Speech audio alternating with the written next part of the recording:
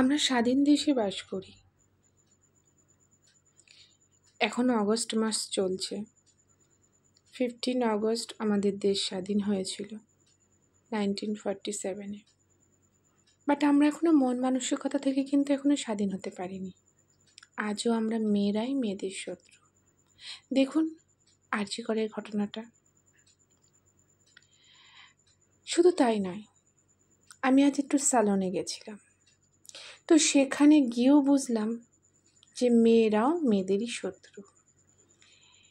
যেই মেয়েটি আমার কাজ করছিল স্যালুনে, যেই কাজের জন্যই গিয়েছি, পাশ থেকে একটা মেয়ে এসে যাতে তার খুঁতটা আমার কাছে পড়ে, তো সেই জন্য বারবার তার ডিসপুট বের করার চেষ্টা করছিল।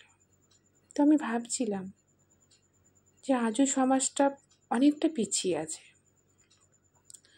পিছিয়ে না থাকলে এগুলো ঘটতো না। হ্যাঁ, অবশ্যই আমরা স্বাধীন ভারতে বাস করেও মহিলারা এখনও নিরাপত্তা পায়নি। পুরুষ শাসিত সমাজে আমরা বসবাস করছি, কিন্তু আমরা কোনো না কোনো দিক থেকে ভেবে দেখলেও মেয়েরাও কিন্তু মেয়েদেরই শত্রু হই, যেটা ছেলেদের দিকে হয় না। ছেলেরা হয়ে যায় একটা মেয়েকে দেখলে তার পরিচয়টা দিয়ে দেয় তার মন মানসিকতার সময় আসলে। কিন্তু আমাদের মধ্যে একটা হিংসা, একটা জর্জরিত ভাব থেকেই যায় একটা মেয়ের প্রতি, যেটা আজও সমাজ থেকে যায়নি। যার জন্য আজকে অনেক মায়ের কোল খালি হয়ে যাচ্ছে। ডাক্তার যিনি আমাদের প্রাণ দান করেন, ভগবানের পরের স্থান, তার নাকি নৃশংসভাবে মৃত্যু ভাবা যায়।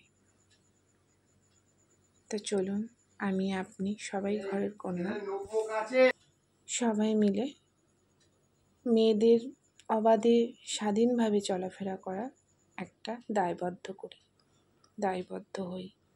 চলুন, আমরাই পারবো। আমরা যদি একটা নতুন প্রজন্ম সৃষ্টি করতে পারি, একটা সন্তান জন্ম দিয়ে, যেটা মেয়েরা পারে পুরুষরা পারে না, তাহলেই আমরা এই সমাজটাকে বদলাতে পারবো। তো কলমে দীপা পাল দত্তের সাথে কণ্ঠে দীপা পাল দত্ত। নমস্কার।